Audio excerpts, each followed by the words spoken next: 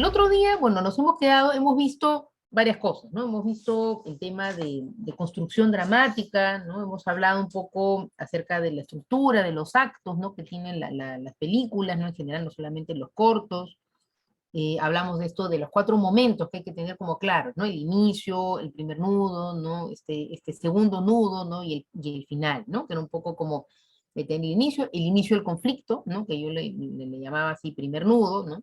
Este final del conflicto que es como el segundo nudo, previamente hay un clímax, ¿no? También hemos hablado de eso, y el final, ¿no? Y hemos hablado un poco también de lo importante que es la escritura también como un acto emotivo, ¿no? La idea de que en realidad, sobre todo cuando escribe historias personales de repente, o que son cercanas a nosotros por temas que nos interesen, ¿no? O sea, da la oportunidad, ¿no? Digamos, de recomponer la realidad, ¿no? Hablamos esto, ¿no? Que a veces la realidad, ¿no? A veces no llega a ser del todo verosímil, ¿no? Entonces uno tiene que escribirla de manera verosímil, ¿no?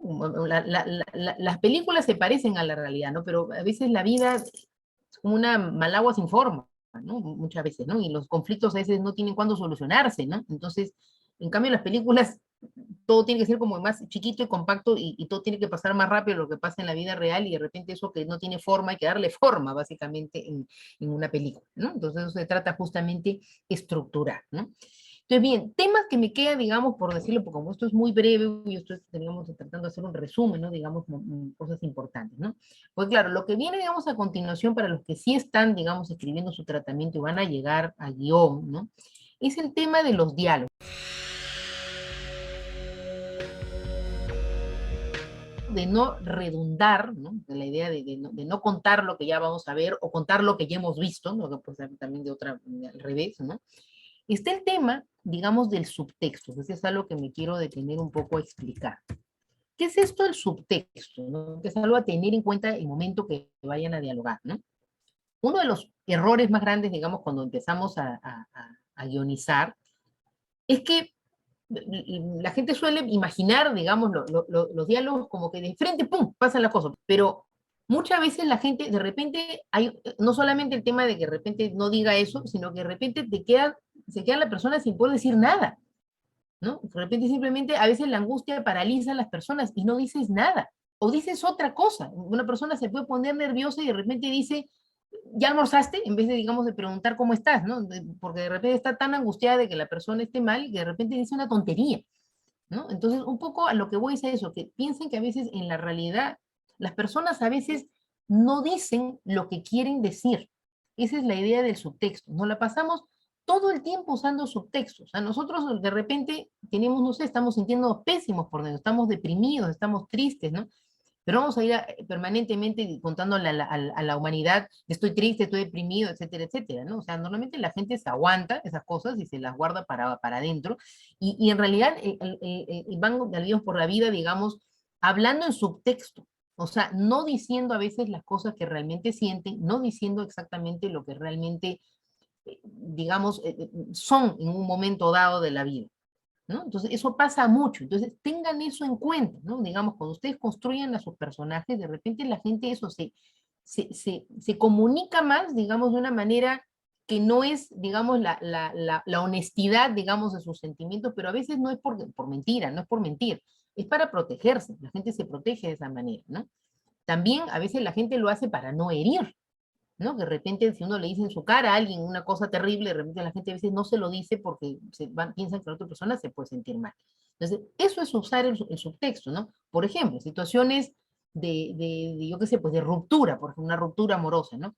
¿Cuántas veces la gente no sabe qué cosa decirle a la persona, ¿no? Para terminar una relación. Y dicen cualquier tontera.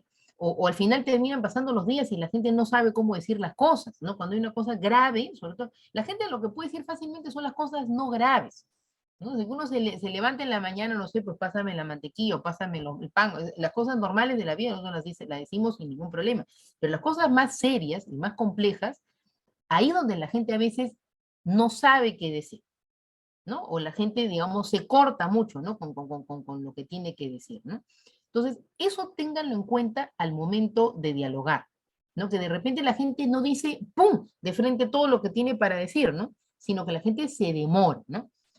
Por ejemplo, otro error común, por ejemplo, ¿no? Es que la gente, por ejemplo, alguien va a la casa de alguien, porque le extraña de repente, ¿no? Pero no le va a decir te extraño, ¿no? Entonces va a la casa con una excusa de algo, ¿no? Imagínense, ¿no? Y de repente nunca le dice que le extrañaba, ¿no? O de repente al final de todas esas horas que han estado juntos le dice que le extraña. Porque claro, uno no va a tocar la puente y dice te extraño. Nadie hace eso. Sería muy raro, ¿no? Pero esas cosas pasan en los primeros guiones, ¿no? Que la gente como que digamos lo que quisiera decir con mayor naturalidad, lo pone en su personaje, cuando en realidad el personaje tiene que parecerse más a cómo es la gente, ¿no? Y la gente en realidad a veces le cuesta mucho decir las cosas. Entonces, hay varias películas, bueno, casi todas las películas tienen esto de subtexto, cuando están bien dialogadas, por decirlo, ¿no? Que la gente siempre se está tragando, tragando, tragando las cosas. Entonces, tengan esto en cuenta, ¿no? Para sus películas, ¿no? Digamos, en general, que quieran hacer, ¿no? No es fácil dialogar. Es más, hay gente que es muy buena estructurando los guiones, creo que el otro día les contesto, ¿no? Que la gente a veces es muy, muy buena, ¿no? O sea, digamos, estructurando la película, digamos, contando toda la columna de acción, y a veces no imagina bien cómo habla la gente, ¿no? Y entonces ahí hay un problema. Entonces, en países, digamos, con más industria de cine, como Estados Unidos, ¿no? A veces incluso tienen gente que solamente se dedica a hacer el guión sin diálogos, ¿no? Y de ahí viene otra persona y hace los diálogos, ¿no? Porque ese es el dialoguista, básicamente, ¿no? Porque es el que sabe imaginarse bien cómo hablan las personas. Entonces, bueno, en este caso acá en Perú, pues no tenemos personas que estén dedicadas solamente a ese oficio, ¿no? Y bueno, entonces hay que tenerlo en cuenta, ¿no? Que hay que tratar de pensar cómo habla la gente. Por ejemplo, no sé, Marco, tú qué vas a hacer hablar a una niña, es difícil cuando eres un hombre y que ya eres mayor, ¿no? De repente, ¿cómo hablan las niñas? No sé si tienes una hija, no sé si tienes sobrinas o has tenido hijas que ahora ya son mayores, no lo sé, ¿no?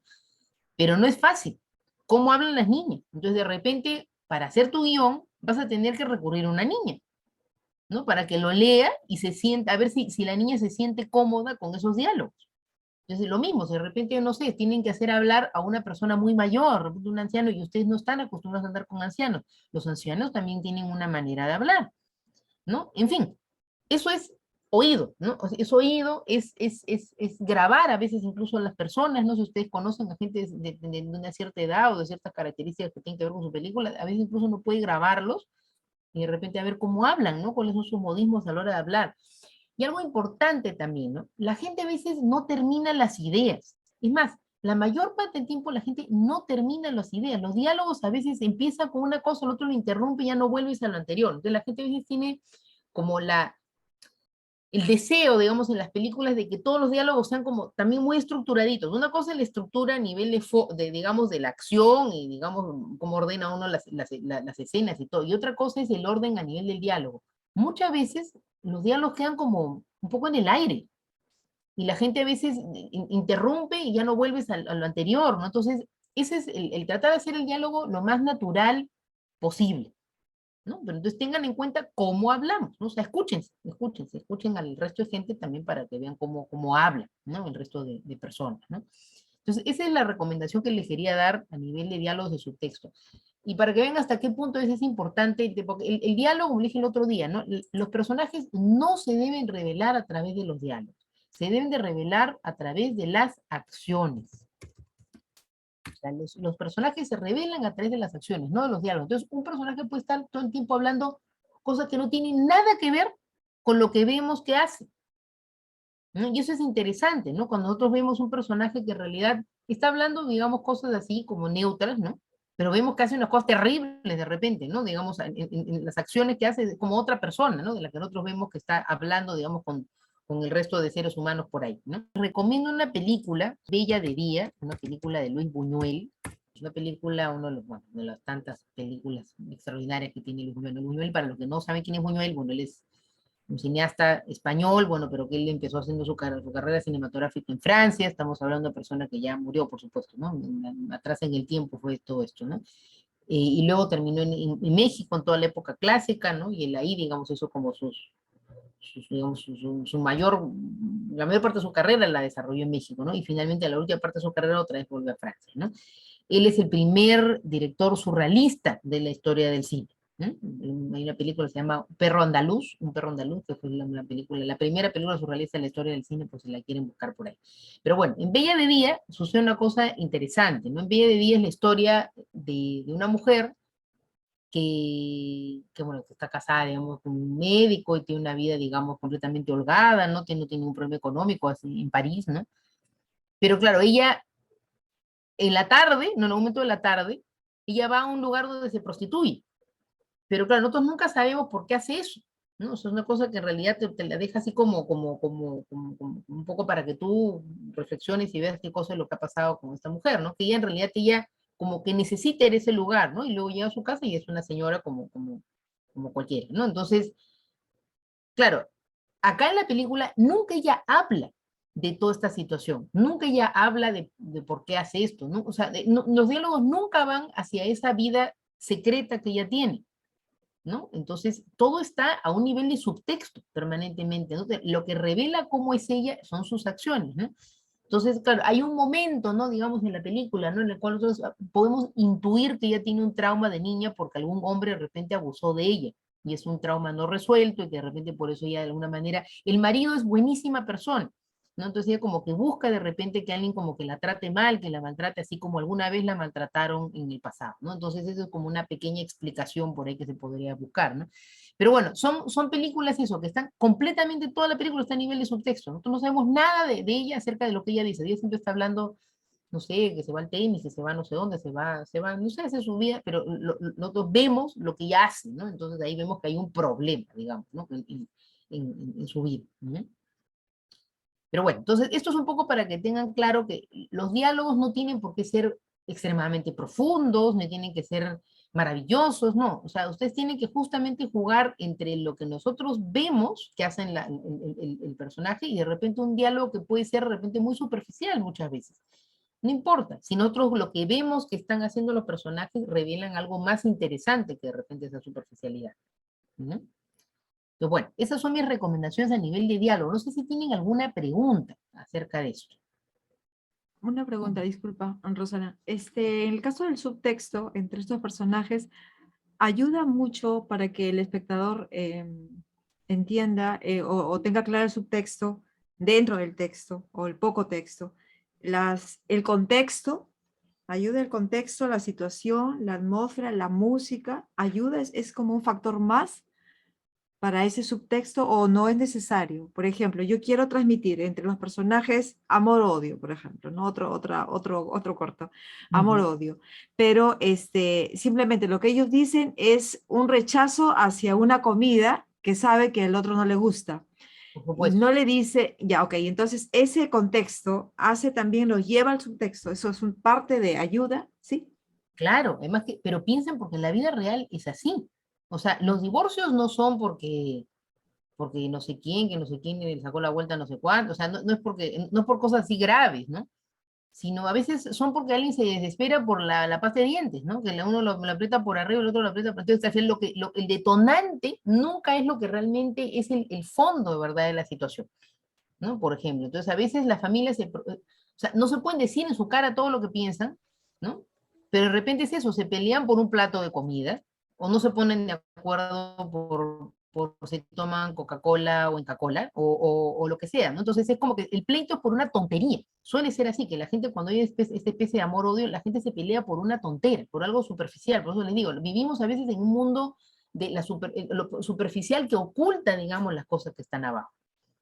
Eso es todos las personas viven un poco así, ¿no? Entonces, la gente, bueno, hay gente que es más directa que otras, ¿no? Hay sociedades más directas que otras también, ¿no? No sé, la sociedad latinoamericana, la gente es muy hábil, digamos, para ocultar muchas veces los dramas, digamos, que tiene por dentro. Acá en Perú, la gente le cuesta mucho decir que no, por ejemplo, ¿no? A la gente le cuesta decir las cosas tal como son, ¿no?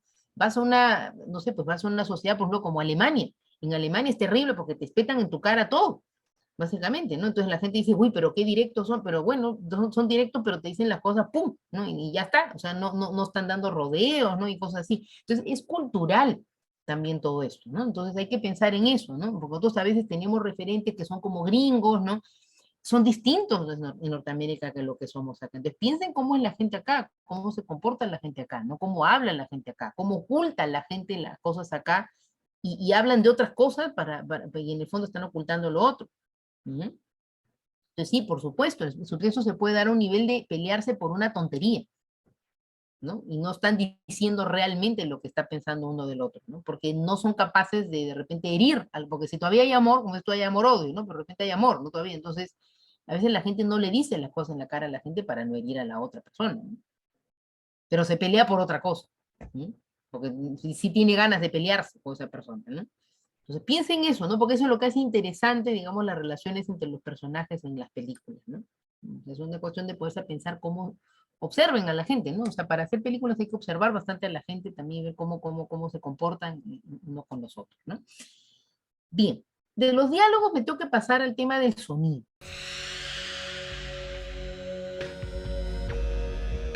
Lo primero que pasa uno cuando recién empieza a escribir es que la gente es como que no escucha la película, ¿no? O sea, solamente piensan un poco están concentrados más, digamos, en lo que se ve y no tanto en lo que se oye, ¿no? Bueno, eso también depende de la imaginación. Hay gente que tiene imaginación más audiovisual, en todo el sentido hay gente que tiene imaginación más visual, ¿no? No es fácil, ¿no? Pero ustedes piensen estas cosas, o sea, cuando ya estén, esto sobre todo es cuando ya estén en la etapa, digamos, ya de primera versión de guión, ¿no? Bueno, puede ser que alguno en la versión ya en su versión de tratamiento por ahí que lo incluya, ¿no? Son situaciones normales, ¿no? Pero de repente uno piensa, ah, pero si se escuchara tal cosa, no de repente no funcionaría mejor, digamos, esa escena. Imaginemos, ¿no? Una escena X de una pareja que está discutiendo, por ejemplo, ¿no? Ya uno puede describir la situación de la pareja discutiendo, ¿no? Pero ¿y si de repente a lo lejos se escucha un perro que ladra y durante toda la conversación se escucha un atrás, ¿no? Es un sonido que perturba. Entonces, claro, esa discusión, digamos, si uno escucha un perro que ladra al fondo, que no para además de ladrar, ¿no? Va a tomar otro cariz, ¿no? Que cuando el perro no está, ¿no? Entonces, tiene uno que pensar que de repente hay ciertos sonidos que uno puede ir creando poco a poco, no que uno, de repente a la primera versión no sale todo, pero de repente a la segunda ya sale un poco más. Uno tiene que escuchar, imaginarse la situación y decir, a ver, ¿qué se va a escuchar? Traten de pensar en sonidos. Las películas suenan, o sea, estamos en época sonora en la cual hay que aprovechar el sonido, ¿no? Y aparte de eso, hay dos tipos de sonidos, eso es importante, o sea, aparte de decirles la importancia del sonido, ¿no? Hay un sonido diegético y hay un sonido extradiegético. Estos son términos muy técnicos, pero bueno que lo sepan también, ¿no? ¿Qué es esto el sonido diegético y el sonido extradiegético? Para que lo tengan en cuenta al momento de escribir, ¿no? El sonido diegético es el sonido que corresponde con la realidad, ¿no? O sea, están ustedes en un parque y se van a escuchar, pues no sé, se van a escuchar pajaritos, se van a escuchar los perritos que están por ahí paseando, o por ahí el claxon de los carros que pasan, gente que habla por ahí, ¿no? Pero claro, un sonido extradiegético es cuando es un sonido que no corresponde con lo que estamos viendo, ¿no? Entonces, y ahí viene de pronto el interés en algunas películas, ¿no? Que de repente estamos escuchando algo que, ¿no? ¿Qué es eso que está escuchando, no? Entonces, ¿qué cosa quiere decir ese sonido que estamos escuchando? ¿No? Entonces, hay de pronto un sonido que nos sorprende, que no corresponde con lo que se ve, pero que algo nos está tratando de contar ese sonido, ¿no? O sea, por ejemplo, nosotros vemos en una situación, no sé, que de repente se escucha el mar, en un lugar que está alejado del mar. ¿Por qué se escucha el mar? Entonces de repente vamos a entender eso más adelante en la película, porque de repente ese personaje está acordando de algo, ¿no? Y que luego vamos a ver que remite a una situación en la costa cuando en realidad antes estábamos en la sierra, ¿no? Entonces ese sonido extradigético de repente tiene alguna carga simbólica, ¿no? Que luego nos puede llevar a interpretar algo más adelante en la película, ¿no? Entonces eso a veces la gente ni lo escucha, pero de repente no lo escuchas a un nivel consciente, pero sí lo escuchas a un nivel inconsciente. Entonces, hay películas, ¿no? Que tienen una carga mucho más fuerte, sobre todo con el sonido extradigético, y hay otras que, digamos, son más, digamos, más tradicionales, ¿no? Hay una cineasta argentina que me gustaría recomendarle acá a todos para que revisen sus películas, que se llama Lucrecia Martel, no sé si la conocen a ella. Ella trabaja muy bien el sonido en sus películas, ¿no? Ella desde guión tiene una preocupación por el sonido, ¿no? Entonces, por ejemplo, ustedes ven una película como La Ciénaga, que es su primera película, y que es muy buena película. Bueno, La Ciénaga es toda una gran metáfora, ¿no? Acerca de una Argentina en crisis, ¿no? Que se estaba yendo así al demonio completamente, ¿no? Porque es una película que justo es antes del corralito, ¿no? Justo es así del paso al siguiente siglo, ¿no? En el año 2000, ¿no? Y claro, la cine es como que está diciéndote, estamos todos a punto de hundirnos completamente, ¿no? Pero todo a través, digamos, de la decadencia de una familia en una provincia cercana a la frontera con Bolivia, ¿no? No se desarrolla en Buenos Aires, no se desarrolla en una ciudad cerca a la frontera con Bolivia, ¿no? Que claro, la película tiene una cantidad de sonidos que son muy expresivos, ¿no? De alguna manera, por ejemplo, la película se desarrolla como una especie de selva, porque claro, como es frontera con Bolivia, es medio selvático es el sitio, ¿no? Muy verde todo, ¿no? Desde que empieza la película, así, ¡prua! Los truenos, ¿no? A lo lejos se escuchan unos balazos, que no sabemos de dónde viene, pero alguien está disparando, así, en las montañas, ¿no? Que eso luego lo vamos a comprender, ¿no? De dónde vienen esos balazos, ¿no? Se escucha lo de están todos los personajes como alrededor de una piscina que está completamente sucia, ¿no? Una piscina que nadie quiere limpiar, unos personajes que arrastran las sillas, no son capaces de levantarlas, ¿no? Todo eso, como le digo, una gran metáfora de Argentina, ¿no? Que no somos, habla de los argentinos en general, que no son capaces, que están eso, arrastrando las sillas en vez de levantarlas, y por eso el país se les va a venir abajo, ¿no? Y que no son capaces tampoco de limpiar la piscina cochina, ¿no? Entonces, bueno, esa parte en la que están todos así tomando, están todos con los vasitos, tic, tic, tic, tic, tic, tic, tic, así que arrastran la silla, claro, todo eso te da una perturbación, sabes que algo va a pasar, o sea, toda la película está pensando en qué momento va a pasar algo, ¿no? Pero es todo generado por el sonido. Es muy interesante cómo trabajan eso, ¿no? Y no es que, porque a veces la gente piensa, ah, pero eso lo hace el postproductor de sonido. No, a veces, uno que no quiere crear una atmósfera sonora, uno puede hacerlo desde guión. ¿No? Entonces, por ejemplo, hay ciertos directores o directoras, por ejemplo, en este caso de Lucrecia Martel, es muy buena en esto, ¿no? Ella desde el guión se preocupa por estos temas. Otro director que, digamos, trabaja muy bien el tema del sonido desde el guión es Paul Thomas Anderson, por si han visto alguna de sus películas, no sé si han visto de repente, no sé, Punch Drunk Love, o por ejemplo esta que se llamó Petróleo Sangriento, que era con Daniel Day-Lewis, siempre ha trabajado goyando películas con Daniel Day-Lewis. Bueno, el Petróleo Sangriento es una obra maestra de cine, es buenísima esa película. Ahí trabaja mucho eso, y él trabaja mucho el tema del sonido unido a la música también, ¿no? Que uno puede de alguna manera, no, obviamente no puedes hablar de la música así, digamos, de una manera muy desarrollada en un guión, ¿no? Pero uno sí puede dar cierto apunte, ¿no? De qué tipo de música, ¿no? ¿No? De repente, por ejemplo, ¿no? Yo recuerdo mucho una escena en Petróleo Sangriento que hay un momento en el cual son estas torres, ¿no? Donde están sacando el petróleo, ¿no? Y que se escuchan tutu, tutu, o sea, como en el norte de Perú, me imagino que han escuchado eso que le llaman burritos, ¿no? Que son así, tutu, un sonidito eso, ¿no? Entonces, ese sonido es como permanente, ¿no? Pero ese sonido se convierte en otra cosa, se convierte en una especie de latido de corazón, ¿no? Y luego eso entra con la música, ¿no? Que ya son con timbales y con todo. Entonces, claro, uno puede de alguna manera decir, ¿no? Se escucha el sonido de la máquina extractora de petróleo, ¿no? Que parece un latido de corazón. Si uno lo pone eso, digamos, en el guión, eso ya luego se reconvertirá en otra cosa. Ya el postproductor de sonido tendrá que leer eso, ¿no? A ver esa intención, ¿no? Y poco a poco se va fusionando con la música que también parece un latido de corazón. Entonces ya tendrá que venir el músico a interpretar eso que ha puesto ahí en el guión esa persona, ¿no? Pero ya le das una pauta, ya le das una idea, ¿no? Para que luego el sonista venga y ya cree, o sea, dé una propuesta ya real, ¿no? Y luego el músico también dé una propuesta, ¿no?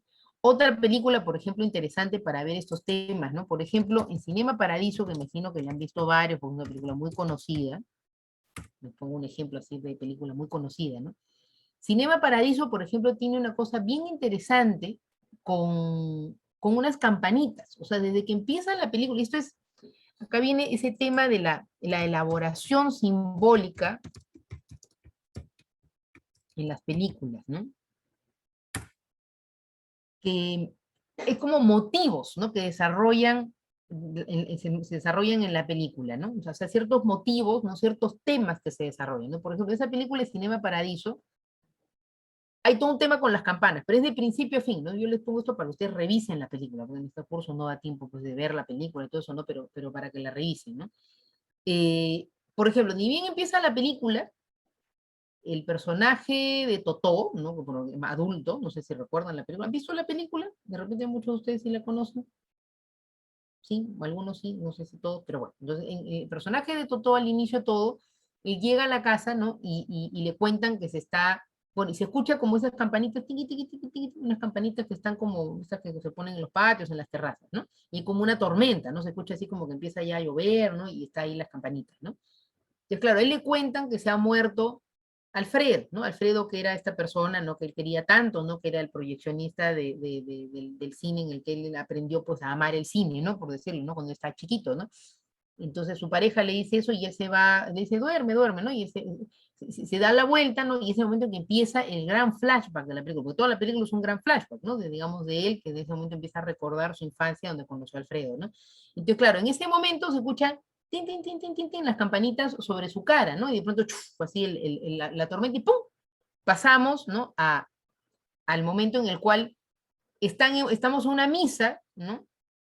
Y se escucha que está en la misa, y Totó, bebé chiquito, ¿no? Está todo que se duerme, porque como se la pasa viendo películas, se duerme en la misa, ¿no? Él es el monaguillo, y tiene que hacer trin, trin, trin, trin, trin, con la campanita. Entonces pasamos de las campanas de ese presente a una campanita de iglesia en el pasado, ¿no? Entonces, claro, esa es la segunda campana, ¿no? Pero de ahí a lo largo de la película vemos que hay todo un tema con las campanas, ¿no? Para empezar, ¿no? En el pueblo siempre se escuchan las campanas, ¿no? O sea, es un pueblo chiquito donde está pues la iglesia ahí en central, digamos, en la plaza central y que se escuchan las campanas. Pero claro, la película trata justamente de esta época en la que había la censura, ¿no? Y que el sacerdote del pueblo, él, digamos, para cortar los pedazos donde salían los besos, los abrazos, cualquier de lo que él consideraba pecado, ¿no? Hacía así la campanita, ¿no? Tin, tin, tin, tin, y cortaban esa parte, ¿no? Entonces, la campana va a ser un elemento importantísimo a lo largo de toda la película porque se va a ver eso que hacía el cura, ¿no? Con esos pedazos de las películas que nadie podía ver hasta, bueno, ya más adelante, en el cual ya la iglesia no tenía tanta intervención, digamos, en las películas, ¿no? Pero claro, siguen las campanitas, ¿no? Porque nosotros luego vemos, por ejemplo, que el personaje, cuando él se va, ¿no? Digamos, del pueblo a Roma, ¿no? Se escuchan las campanas de la estación de tren, ¿no? Entonces, o sea, hay una intención es como el motivo que desarrolla la película, es un símbolo que está desde el inicio a fin, ¿no? Las campanas, ¿no? Cuando él llega, digamos, cuando ya es adulto y llega a visitar a su mamá, después de 30 años que no ha ido a visitar a su madre, la mamá está tejiendo, así como Penélope, ¿no? Que está tejiendo mientras espera al hijo en este caso, ¿no? Y de pronto cuando suena el timbre, que es otro tipo de campana, ¡prum! Se caen los palitos de tejer y tin, tin, tin, tin, tin, tin, se escuchan los palitos como si fueran campanas también. Entonces siempre hay, o sea, es permanentemente que esta cosa que no tiene nada que ver con las campanas, se escuchan como campanas. Y si a eso le unimos la maravillosa música de Ennio Morricone, que además en un momento pone campanas, ¿no? En su música, todo esto se compone entre campanas, más las campanas de la música de Morricone, que es un genio, ¿no? Entonces la película al final te hace llevar, ¿no? O sea, uno ve la película con este sonido de campanitas atrás permanentemente, ¿no? Entonces, esa es una elaboración simbólica, ¿no? De los motivos, digamos, de la película, por decirlo. Entonces, eso es una cosa que ustedes pueden analizar en algunas películas, otras no se nota tanto, pero está en muchas películas, ¿no? Entonces, eso no es que se lo han inventado luego, no es que lo inventó el sonidista, no es que lo inventó el músico, eso puede estar en un guión. ¿Hasta dónde puede uno poner la música, no? Si uno sabe qué pieza uno quiere escuchar, uno la puede poner, ¿no? O sea, eso directamente, ¿no? Se escucha tal cosa, ¿no? Si uno no sabe qué pieza se quiere escuchar, pero quisieran escuchar algo, o sea, no es obligatorio, ¿eh? En un guión ponerlo la música, pero si quieren dar un pequeño apunte de la música, lo pueden hacer, ¿no? Entonces uno puede dar como un indicio, ¿no? Se escuchará una música, digamos, no sé, lúdica, ¿no? O sea, se escuchará una música con tales y tales características, ¿no? Porque eso es lo que ustedes tienen en su cabeza y de repente eso es lo que va a componer, digamos, la persona. Como les digo, esto no es algo obligatorio, si no se les ocurre, es mejor no poner absolutamente nada de nada. Pero por si sí se les ocurre, ¿no? Sería bueno que lo tengan en cuenta, ¿no? Que sí se puede poner, ¿no? Por supuesto, no van a poner los Beatles, los Rolling Stones y estos grupos así que son como impagables, ¿no? No sé si saben, pero las canciones pagan derechos y carísimos además, ¿no? Entonces, son tres derechos, ¿no? Derecho de autor, derecho de intérprete y derecho fonográfico. Entonces, a veces, cuando uno va a hacer un pequeño corto, no sé, pues ponen una súper canción así súper conocida, no van a poder pagarlo, ¿no? Entonces quieren hacer el coro. Pero claro, si alguien quiere sí o sí usar una canción así muy conocida, bueno, entonces tiene que pagar, no queda otra. ¿no? Otras veces también la gente dice, sí, pero si mi amigo toca la canción gratis, la canción no sé, claro, pero esa canción conocida, si la toca el amigo o la amiga, tiene que haber derechos de autor, o sea, igual siempre se pagan los derechos de autor, o sea, una cosa es el cover no es que sea gratis, el cover hay que pagar el derecho de autor y luego uno viene alguien y lo interpreta, pero lo que no se paga es el derecho a intérprete y el derecho fonográfico, pero alguien lo tiene o sea, digamos, alguien lo ha compuesto, ¿no? Entonces, ese autor hay que pagarlo, ¿no? ¿Qué música se usa sin, digamos, sin derecho? Por ejemplo, no sé, pues Beethoven, Mozart, toda la música clásica está libre de derechos. Pero eso no quiere decir que puedan agarrar un disco de música clásica donde está la Sinfónica de Berlín, ¿no? Y que lo ponen en su corto. Porque entonces lo que hay que pagarles a los intérpretes, que son la Sinfónica de Berlín. Acá todo es una cosa súper complicada en realidad, ¿no? Entonces tendría que tener a un amigo, ¿no? Que de repente sepa tocar piano o algo así, y que toque, digamos, esa pieza clásica, ¿no? Que está libre de derechos de autor. O sea, eso es Ok. cuestión que cada cual pues busque y no se empeñen a veces también, porque a veces también uno sí tiene una idea fija que tiene que ser tal canción, bueno, entonces, si tiene que ser tal canción, que sepan que a veces son caros los derechos, ¿no? No es nada fácil a veces esto, ¿no? Bueno, entonces eso sería por ese lado también de la música, ¿no? ¿Qué más? Porque esto, la clase se nos acaba siempre así y hay muchas cosas todavía por decir, ¿no? El tema de fondo y forma.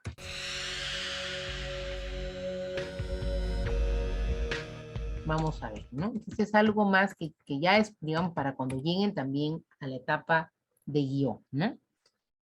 Claro, esto a veces uno dice, no, pero eso ya lo decía el director, eso ya es un tema de realización, etcétera, etcétera. Sí y no, ¿no? O sea, porque a veces sí, efectivamente, si una persona va a ser, si el guionista va a ser el que va a dirigir, si la guionista va a ser la directora, también en este caso, entonces de repente ustedes ya están imaginando en el guión cosas a nivel de forma muy claras, ¿no? Entonces, en este caso, ustedes tienen que escribir, digamos, ya pensando en eso, ¿no? Me refiero a dos puntos, ¿no? Por ejemplo, ¿no? El tema, eh, algo importantísimo, ¿eh? ¿Cómo vamos a ver la película? O sea, la película, por ejemplo, la queremos, por ejemplo, que sea cálida, que sea fría, ¿no? Eso, por ejemplo, es algo que uno dice, no, pero eso ya se ve después, ¿no? Sí, se ve después, pero como les digo, si va a ser la misma persona la que escribe y la que dirige, si ustedes ya lo ven de alguna manera en su guión, pueden hacer un pequeño apunte acerca de estos temas, ¿no? Entonces ahora, no sé si me entienden cuando hablo de, por ejemplo, que una película se vea cálida o fría. Por ejemplo, las películas que son como tirando hacia el naranja, hacia el amarillo, hacia el rojo, ¿no? Que se ve cálido, básicamente, ¿no? Son colores cálidos, entonces esa es una película, la propuesta, ¿no? De color, ¿no? De la película ha sido, la propuesta de fotografía, vamos a decir, hablar claramente, es cálido. Cuando las películas van más hacia el azul, hacia el gris, ¿no? Que, digamos, todo va por ese tono, digamos, son películas más frías, ¿no? O sea, la propuesta de fotografía es fría. Entonces, si uno tiene claro que, digamos, toda la película va a ser, imagínense, fría, ¿no? Porque uno está contando algo que en realidad va con esto, porque acá viene la idea, pues, lo de la coherencia entre fondo y forma, ¿no? O sea, si uno está contando, digamos, ¿no? Por ejemplo, algo, no sé, pues una infancia idealizada, ¿no? Un momento así, digamos, digamos, de mucha alegría, de mucha felicidad, ¿no? No lo vas a contar de manera fría, ¿no? Digamos, porque digamos, lo usual sería que tú lo cuentes con la calidez que tú quieres que el espectador sienta, digamos, esas imágenes, ¿no? Entonces, si al contrario, lo que quieres justamente que la gente sienta melancolía o tristeza o se sienta, digamos, igual de sola, digamos, que los personajes, entonces debe ir por una fotografía más fría. Entonces, todo esto va de la mano, digamos, de lo que estás contando en la película. ¿No? Entonces, hay muchas películas también que pasan de la calidez a lo frío, ¿no? Entonces es como que de repente, no sé, pues los recuerdos son, digamos, más cálidos, pero el presente es completamente más frío, ¿no? Porque de repente en el presente ya la gente ya perdió la inocencia, ya no es feliz, etcétera, etcétera, ¿no? Entonces se puede jugar también, ¿no? Entonces, ¿esto cómo se pone en un guión? Pues claro, esto es algo que en el fondo lleva temas técnicos, ¿no? Esto es algo que finalmente va a tener que desarrollar el director de fotografía de la película, ¿no? Que ya hemos visto que él tiene, digamos, unos datos en el guión, que son los datos que son para él, ¿no? Esa son la información que es para él, ¿no? Esto de saber si es interior, si es exterior, si va a ser día, noche, amanecer, atardecer, etcétera, ¿no? Pero claro, si ustedes dicen, por ejemplo, un momento, ¿no? La imagen a lo largo de toda la película será cálida. Eso lo dicen, digamos, al inicio, ¿no? Imagínense que es Lima, 1985, no sé qué, ¿no? La imagen a lo largo de toda la película será cálida, ¿no? María, no sé, pues 25, que tiene 25 años, ¿no? Y se le describen las cosas, ¿no? Si usted pone una cosa tan sencilla como eso, ya está. O sea, eso ya la gente a lo largo que lo lee, ya se imagina la película cálida, ¿no? Lo mismo si ustedes hubieran puesto la imagen a lo largo de toda la película será fría, ¿no? O por ejemplo, la imagen a lo largo de... La imagen será fría, ¿no? Si usted pone simplemente será fría así nomás, ¿no? Y luego en algún momento de la película, a partir de ahora la imagen será cálida o irá perdiendo digamos, la frialdad hasta ser cálida, entonces uno entiende que va a haber una especie de paso, ¿no? Digamos, de poco a poco vamos a llegar a otro momento, ¿no? Entonces, no tienen que escribir como director de fotografía, no tienen que escribir con temas técnicos, no, pero pueden hacer un pequeño apunte que le va a servir, por ejemplo, al director de fotografía cuando lea por primera vez el guión, ah, mira, interesante, entonces ahí viene él con su propuesta, ¿no? Lo lee la directora de arte y dice, ah, mira, qué interesante, entonces ahí viene con su propuesta, ¿no? Entonces, claro, esto a veces cuando no se escribe nada, bueno, entonces ahí hay que pensar, ¿no? Entonces uno tiene que sentarse con el director de fotografía o con la directora y con la directora de arte también a hablar cómo va a ser la fotografía, cómo va a ser. Pero si ustedes ya lo tienen claro, ¿por qué no poner, ¿no? Ese pequeño apunte, ¿no? Que es un pequeño apunte que queda ahí y no tiene ningún dato técnico, en realidad. ¿Uh?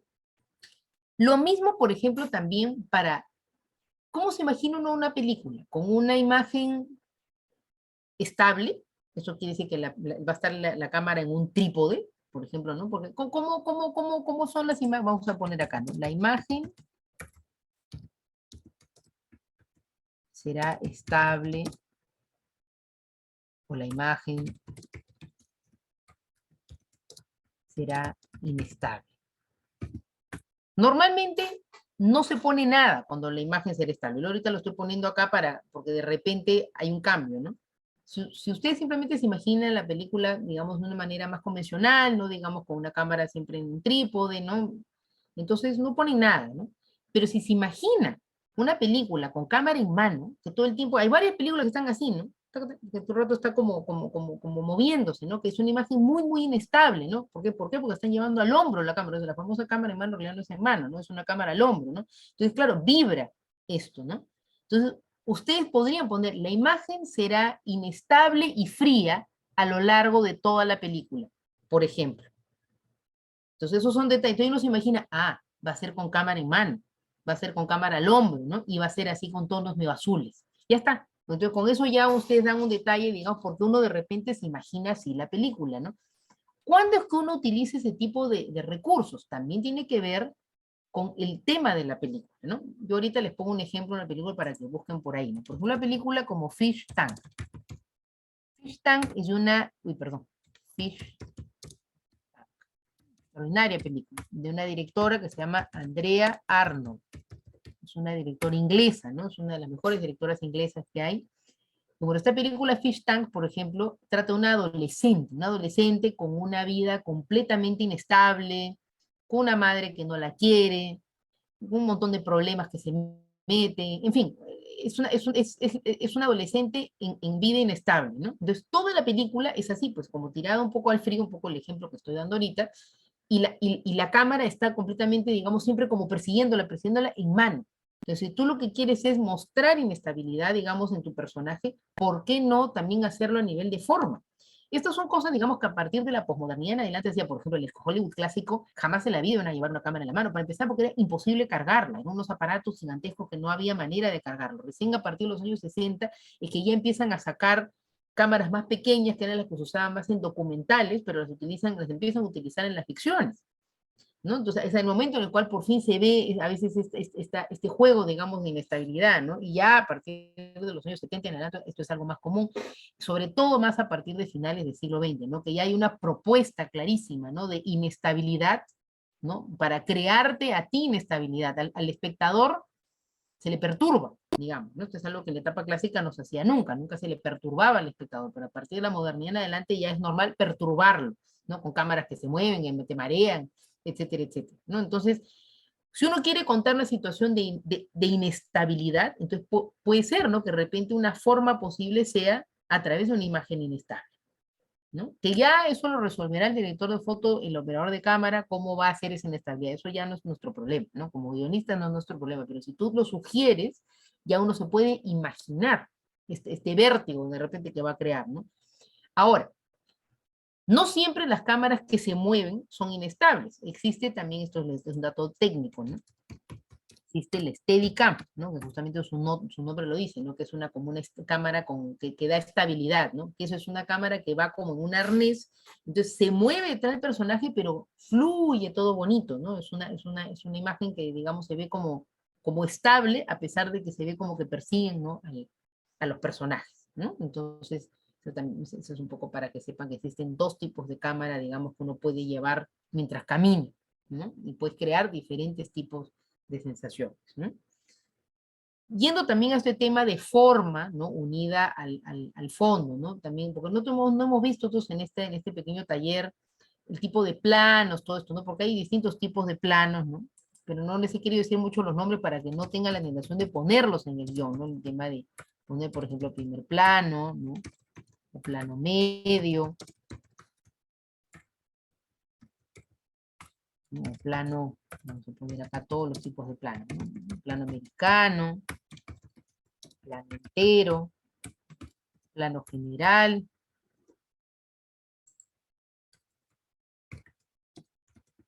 plano general, ¿no? Ahí, después hay primerísimo primer plano,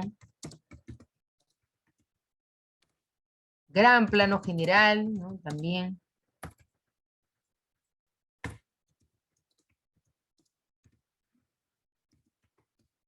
El plano picado, el plano contrapicado. Todo este lenguaje técnico, y todo eso ya se utiliza, digamos, cuando está haciendo el guión técnico o el storyboard de la película, ¿no? Un poco pongo también eso, lo que viene luego del guión literario, ustedes lo que están, digamos, a donde apuntan, lo que están ustedes haciendo ahorita es a que escriban un guión literario, ¿no? Lo que viene a continuación es un guión técnico o storyboard, ¿no? Que es mucho mejor siempre hacer un storyboard. El storyboard se dibuja la película, ¿no? Ya con los planos exactos, todo, ¿no? Que parece un cómic, ¿no? Ahora, todos estos nombres que he puesto acá de los nombres de los planos, los he puesto para que sepan que, claro, ustedes pueden imaginar ya el tamaño del plano, pero nunca deben de poner el nombre así, primer plano, plano medio, nunca se debe poner eso. Ustedes tienen que sugerir el tipo de plano a través, digamos, de su guión literario, digamos, de una manera, entre comillas, literaria, porque recuerden que esto no es hacer literatura, ¿no? Entonces, por ejemplo, si uno quiere ver, no sé, pues los ojos de alguien, solamente se vean los ojos, ¿no? Los ojos de Ana, por ejemplo, ¿no? O se ven los ojos de Ana, entonces quiere decir que solamente se ven los ojos, ¿no? O por ejemplo, ¿no? El hecho de decir, por ejemplo, un plano picado, plano contrapicado. Un plano picado es cuando la cámara está arriba, por ejemplo, un edificio no ves abajo, ¿no? Y el plano contrapicado es cuando uno está abajo y miras hacia arriba, ¿no? Las sensaciones son muy distintas, ¿no? Una es como uno ve pequeñito todo abajo y la otro cuando uno lo ve como wow, como todo poderoso hacia arriba, ¿no? Entonces uno tiene que decir, por ejemplo, no sé, pues, ¿no? Lima vista desde lo alto de un edificio. Eso se va a reconvertir luego en lenguaje técnico en un plano picado, pero no se dice. O sea, no se pone esa palabra plano picado, ¿no? Y lo mismo, ¿no? El edificio tal, ¿no? Visto desde abajo, ¿no? En toda su grandeza, por ejemplo. Entonces, como, wow, se va a ver el edificio así gigantesco desde abajo, ¿no? Entonces, ese va a ser un plano contrapicado, pero no se dice plano contrapicado. Tampoco se dice la cámara hace tal cosa. Uno tiene que, por ejemplo, sugerir, ¿no? Porque si uno dice la cámara hace tal cosa y luego ya no lo pone, entonces quiere decir que acá está la cámara y luego no está la cámara. O sea, esto es algo que a veces la gente utiliza mucho. La cámara hace tal cosa cuando en realidad se puede decir, ¿no? Nos acercamos poco a poco hacia tal cosa, por ejemplo, ¿no? Entonces quiere decir que la cámara se va acercando poco a poco, ¿no? Nos alejamos poco a poco de tal cosa, ¿no? Es que la cámara está retrocediendo. ¿No? Entonces hay que tratar de evitar el lenguaje técnico a pesar de que en realidad ustedes escriben pensando en las posibilidades técnicas, ¿no? Esa es la dificultad, ¿no? De escribir un guión, ¿no? Escriben en acciones, imágenes y sonidos, pero también hay que pensar dentro de lo posible en posibles planos que se van a hacer, ¿no? Pero sugiriéndolo sin hablar con lenguaje técnico, ¿no? Esa sería, digamos, la recomendación que se les da, digamos, al momento de escribir, ¿no? Les quería compartir un pedacito, el inicio, por ejemplo, del guión de Un Mundo para Julie, un poco para, no sé si acá han visto la película, ¿no? Porque sería interesante que vean como está escrito, ¿no? De repente, y para que vean que no hay lenguaje técnico. A ver, por ejemplo acá, ¿no? Dice piscina, exterior día, ¿no? Desde dentro de una piscina vemos que un niño, Julius, 10 años, se zambulle en ropa interior y bucea hasta la mitad de la piscina, donde se queda flotando casi inmóvil en posición fetal. Se escucha el silencio encajonado del estar bajo el agua, un sonido profundo que acompaña esta imagen que recuerda a la de un niño en el vientre de su madre.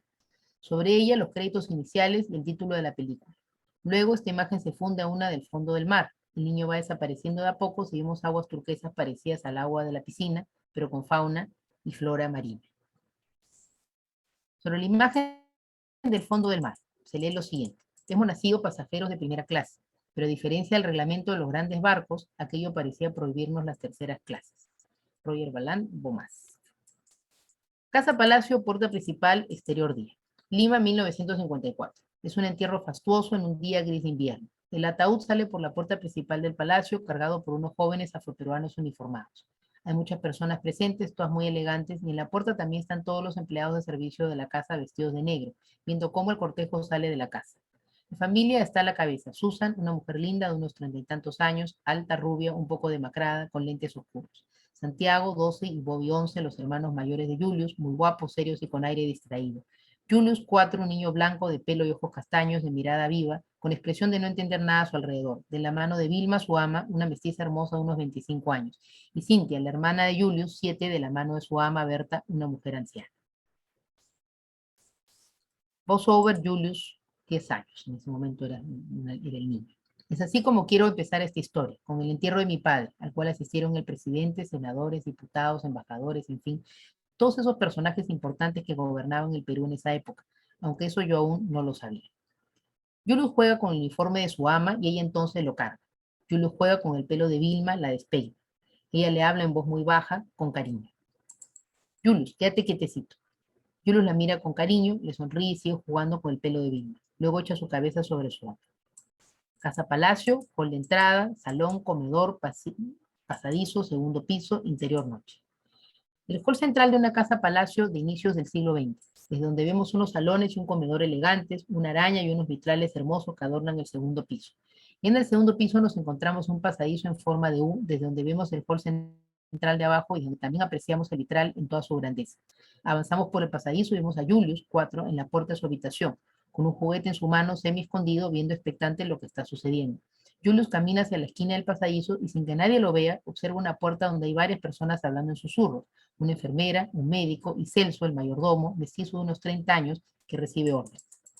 Crossover Julius. Ni yo ni mis hermanos lo vimos morir, porque era así, de lejos, como se moría un hombre elegante, rico y buen mozo. En eso sale de la habitación Susan, linda pero remacrada. Se retira llorando por el pasadizo, sin percatarse de la presencia de su hijo. Julius lo observa irse. Esa es Susan, mi mamá, que es linda. Ni ella vio morir a papá, porque en un palacio uno no debe sufrir mucho. Susan se encierra en otra habitación que da al pasadizo y se escucha el portazo. Una enfermera pasa al lado de Julius y desaparece en una escalera cercana. Alguien con uniforme de ama, Vilma, sale de la habitación, le toma de la mano a Julius y lo hace entrar rápidamente. La puerta se cierra. Casa Palacio, exterior día. Perdón, exterior, interior día. Se ve la Casa Palacio en su exterior en toda su grandeza y elegancia. Se ven los jardines, las flores, la piscina, diferentes ambientes de la casa en su interior sin gente. Las ramas de los árboles se mecen nuevamente con el viento. Se escucha el trinar de pájaros. Casa Palacio, jardines, exterior día. Lima, 1955. Es un día soleado. Se sigue escuchando el canto de pájaros y la voz de un niño imitando con la boca el sonido de disparos.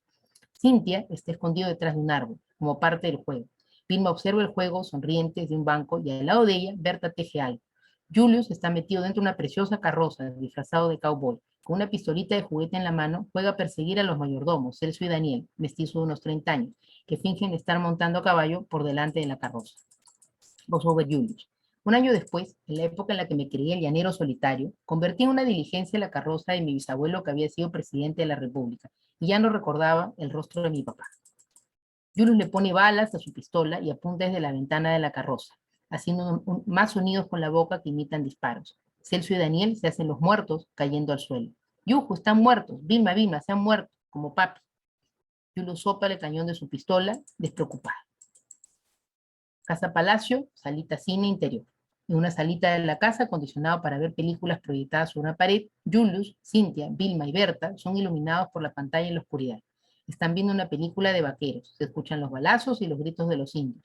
Vilma, Berta y Cynthia están sentadas, comiendo algo y sonriendo ante la película. Pero Julius está de pie sobre el sofá, incluso con su sombrero de vaquero puesto, imitando los movimientos de los vaqueros, haciendo sonidos con la boca que imitan los balazos o los gritos de los indios. Bien, vamos a leer hasta ahí, ¿no? Nada más, ¿no?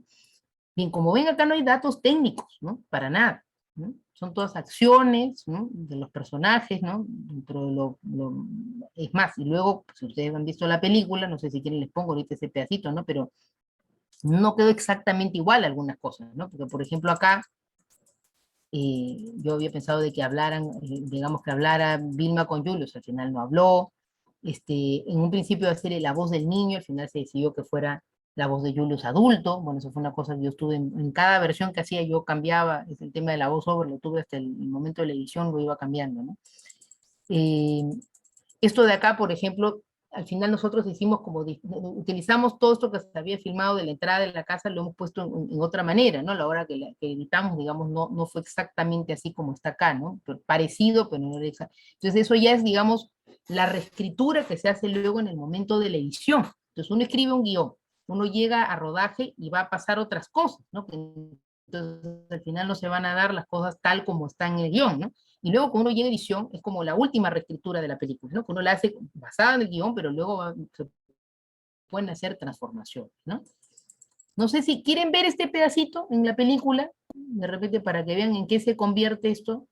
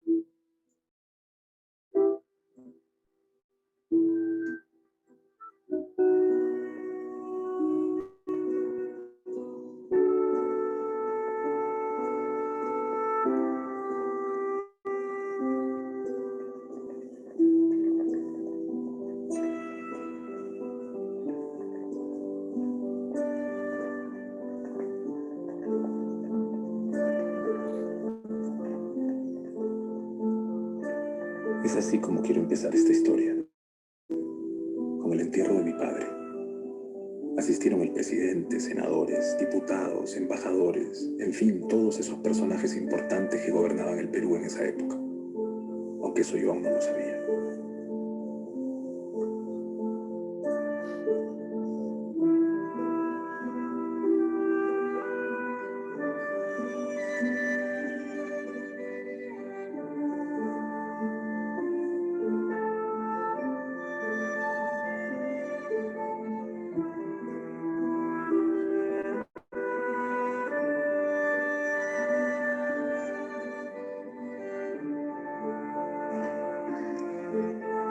La enfermera me puso la inyección para el dolor que le dije. Sí, doctor, fue aplicado. Bien. Ni yo ni mis hermanos lo vimos morir, porque era así, de lejos, como se moría un hombre elegante, rico y buen mozo.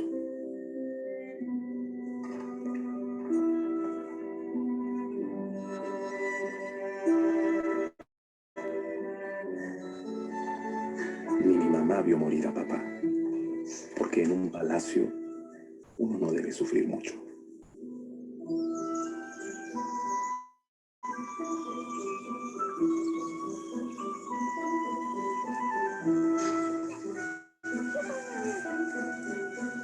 meses después, en la época en la que me creía el llanero solitario, convertí en una diligencia la carroza de mi bisabuelo, que había sido presidente de la República. Y ya no recordaba el rostro de mi papá.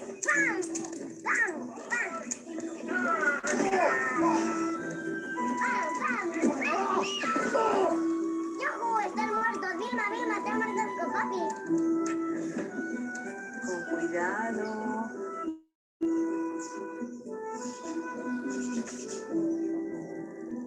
Luego de jugar horas en la carroza, veíamos películas de vaqueros donde salían mis ídolos del lejano oeste, Jesse James y Gary Cooper.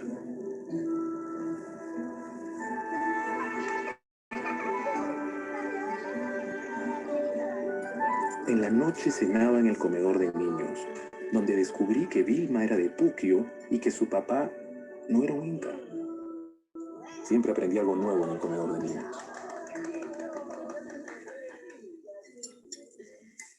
Linda, linda. Vamos a dejarlo ahí porque eso ya no lo hemos visto. Pero bueno, vamos a ver. Como acá yo soy la persona que dirigió la película, aparte de haberla escrito, les puedo contar. Muchas gracias, ¿no? Porque es importante que sepan las transformaciones que hay, ¿no? Como ven, por ejemplo, cosas que son distintas, ¿no? Por uno dice, ¿y en qué momento uno decide, ¿no? Por ejemplo, que uno hace un plano desde arriba, ¿no? El hecho de que en el guión diga, ¿no? Que uno hace un entierro fastuoso, por ejemplo, ¿no? Entonces uno tiene que mostrar que se vea la casa, que es elegante, ¿no? Entonces, claro, ¿qué es la mejor manera? Utilizar una grúa. Eso se hizo con una grúa, ¿no? Pero esas son cosas que ya salen después, o sea, cuando tú estás ya con la persona que va a ser el director de fotografía, operador de cámara, que en este caso fue la misma persona, ¿no? Ahí es donde se deciden los planos, se va dibujando, entonces dibujamos toda la película, estuvimos 2 meses dibujando la película, haciendo cada uno de los planos, ¿no? Y tomar la decisión de cómo se hacería, esto se va a hacer con grúa, se va a hacer con un solo plano que viene desde arriba, ¿no? Hasta que muestra, digamos, que... Pero esas son cosas que uno ya las decide luego, cuando uno ya trata de ver exactamente cómo uno lo imagina. Entonces, claro, la imaginación era que se vea toda la casa, ¿no? Que se vea toda la casa y que poco a poco nos vayamos acercando hacia los personajes, ¿no? En el guión decía, por ejemplo, de que las personas que cargaban el ataúd eran afroperuanos, porque así lo contaba Bryce en el libro. Pero después viendo fotos, digamos, de entierros de personas muy ricas de esa época, eran los amigos los que cargaban el ataúd, ¿no? Entonces, claro, son cosas que todos, lo que le hablamos el otro día, una cosa es la literatura y otra cosa es el cine, ¿no? Entonces, en realidad, hay que fijarse más en cómo era en la realidad, ¿no? Este tipo de entierros, ¿no? Entonces, en la realidad, este tipo de entierros, cuando era un señor así, muy así, de mucho renombre, muchas veces lo que cargaban eran los amigos, ¿no? Entonces, decidimos poner, entonces, ya no teníamos a las personas que eran, digamos, afroperuanos, sino que eran los amigos, supuestamente, que estaban ahí, ¿no? ¿Qué más? ¿Por qué se decidió eliminar el diálogo del niño? Porque el niño estaba muy inquieto, un niño de 4 años. Entonces era importante, a veces con una cosa tan complicada como hacer un plano con una grúa, lo mejor era que el niño estuviera callado, básicamente, ¿no? Porque si teníamos que ver que el niño dijera en el momento que tenía que decir, nos iba a arruinar por completo el plano. Se acabó. Jules no dice nada, simplemente que esté cargado, con que estuviera calladito y tranquilo iba a ser ya lo máximo que podía suceder en ese momento, ¿no? Entonces, así es como van cambiando las cosas, ¿no? Entonces, digamos, tú tienes tu guión, pero poco a poco tienes que ir adaptándote a las circunstancias, digamos, de un rodaje, ¿no? Porque finalmente el guión se hace para poder llevarlo a un rodaje, ¿no? Entonces, yo qué sé, después en la parte de que están jugando en la carroza, por ejemplo, del bisabuelo presidente, ¿no? Claro, en un principio se pensó, ¿no? Que fuera un juego, ¿no? Que Julius era como que perseguía, ¿no? A los mayordomos y eso, ¿no? Pero claro, al final vimos que la carroza era muy alta, era muy complicado el niño, o sea, el niño no iba a poder nunca bajar, subir, era súper difícil, además por eso la teníamos con el personaje de Vilma, que lo agarraba permanentemente para que al niño no le pase nada, porque además eran unos fierros súper duros, y que ahorita el niño se puede hacer un daño en realidad por hacerlo bajar, entonces se quedó en que el niño se... Entonces hay que ensayarlo todo, con la base de lo que uno ha escrito, uno lo ensaya y uno ve cómo puede quedar mejor, y el niño se queda en la carroza agarrado por Vilma, y ahí hace todo, ¿no? Digamos, que nunca esté suelto y que los mayordomos se hagan los muertos, digamos, adelante de esto, ¿no? Había pensado, yo en mi imaginación tenía, ¿no? Que la niña estuviera detrás de un árbol, pero es que no había árboles, y digamos, en ese momento, así como, ¿para qué juega a las escondidas? Y la niña hizo solita un movimiento bonito, dijo, ya, la niña que haga esto, ¿no? Entonces, y uno ensaya con lo que los niños les va saliendo también de manera natural, ¿no? Entonces, bueno, y así con todo, o sea, en general, digamos, uno entonces tiene una base que es el guión, que es, digamos, de lo que tú quieres que te salga así, pero a veces la realidad, ¿no?, del rodaje te impone que tú vayas modificando las cosas, y justamente los actores se modifican, a veces ellos mismos se dan cuenta, ¿no?, que mejor sería así que no hasta. Entonces, los guiones no son universos cerrados, eso es lo que quería decirles para finalizar este taller, ¿no? No son universos cerrados, sino que van, luego cuando ya se lleva esto a un rodaje, hay muchos cambios, que sea, por más cerrado que sea el guión, siempre va a haber cambios dependiendo de la locación, de las circunstancias, de los actores, etcétera, etcétera, ¿no? Entonces, quedan cosas muy cercanas de repente, ¿no?, a lo que uno escribió, pero finalmente al final puede ir mutando, ¿no? Y la siguiente mutación sería luego a nivel de edición, ¿no? Por ejemplo, acá, como ven, en el guión no era que salían estos salones, digamos, al inicio, pero que a lo que todo lo editamos, cuando lo pusimos eso adelante, quedó mejor que donde estaba antes. Entonces fue un cambio de estructura, digamos, así, siempre se hace eso, ¿no? Que viendo, a ver, repite, si lo ponemos acá, es como armar un rompecabezas, en realidad, ¿no? Entonces tú armas primero tu película, digamos, con el orden del guión, pero luego la vas intentando, digamos, ordenar de otra manera a veces, ¿no?, ciertos elementos, ¿no? Por ejemplo, eso quedó así, que era como que entrabas, ¿no?, al palacio, ¿no? Te presenta al palacio todavía sin gente, ¿no? Y luego ya recién entramos a la imagen del entierro, ¿no? Entonces, bueno, es un poco para que vean en una cosa muy pequeñita, ¿no? Porque ustedes han visto ahorita una cosa muy cortita, ¿no? Pero las mutaciones que da el guión, pero que es necesario tener un guión lo más cerrado posible para poder luego imaginar los cambios. Si ustedes no tienen un guión cerrado, es difícil, ¿no?, llegar a eso, ¿no? Salvo que sea un rodaje con muchísimo dinero, ¿no? Que uno tenga tiempo como para pensar, repensar, reflexionar, hoy día no se graba, mañana sí. Entonces, claro, hay gente que graba con esas facilidades, pero acá en Perú, que todo es tan complicado a nivel de cine, o sea, uno tiene que tener las cosas claras, porque si no, cuando hay problemas no sabes cómo resolverlos, ¿no? En realidad sí que uno no tiene las cosas claras, ¿no? Después de tu guión, lo que siguió es el storyboard, ¿no es cierto? Claro, Y sí, es es con eso que se acerca un poco más, me imagino, a lo que nosotros vemos. O claro. sea, también se da ciertas licencias el equipo que hace todo el guión técnico, ¿no? Me imagino. Es que el equipo que es el guión técnico son dirección y dirección de fotografía. Entonces yo me senté con Gabriel Di Martino, que fue el director de fotografía / operador de cámara, él hizo las dos cosas. Durante la preproducción se hacen muchas cosas, ¿no? Uno tiene 2 meses, digamos, para ensayar con los actores, preparar todo lo que es el tema de dirección de arte, preparar el vestuario, en fin, cada uno está en su área haciendo lo suyo, por supuesto puede muchas reuniones que se han tenido, ¿no?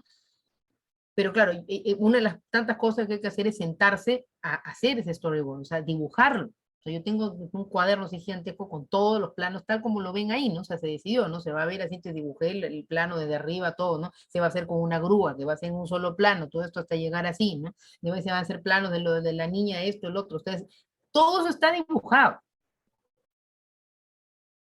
¿no? Entonces, ese es el próximo paso. Entonces, ¿tú cómo vas al rodaje? Vas con tu guión literario y vas con tu storyboard, con las dos cosas vas en mano, ¿no? Al director de fotografía no le interesa el guión literario. Él va más con su storyboard, él va con su storyboard y con su diagrama de planta, que eso ya es otra cosa. El diagrama de planta ya es un tema mucho más técnico, que es como que él sabe exactamente dónde va a poner la cámara, qué tipo de lente va a usar, esas son cosas que yo no las tengo, ¿no? Eso las tiene el departamento de fotografía e iluminación, porque él así da las órdenes a todo el departamento de iluminación también, ¿no? Entonces ya cada cual, digamos, utiliza el guión es donde parte todo, ¿no? Pero cada cual lo utiliza a su manera y en el área que está trabajando, ¿no? ¿Se entiende cómo funciona esto? Por ponerse el ejemplo, ¿no? Digamos, esa primera escena, ¿no?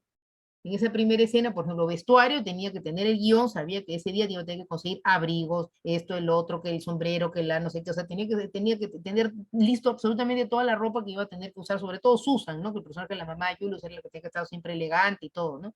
Entonces, tiene que tener listo toda la ropa para toda esa gente que va a salir ahí, ¿no? Sabían cuántos extras tienen que haber, ¿no? Para vestir a cada uno de esas extras, porque es ropa que no tiene la gente ahora, ¿no? Entonces, ¿cómo se va a vestir Julius? ¿Cómo se va a vestir la hermanita? ¿Cómo va a estar? O sea, todos tenían su ropa para ese día, ¿no? Entonces el vestuario tiene que tener listo, planchado, todo esa ropa para ese día, ¿no? Dirección de arte, sabía que, bueno, ese día, por ejemplo, la casa tenían que prepararla también para esto, ¿no? Digamos, para ese momento, ¿no?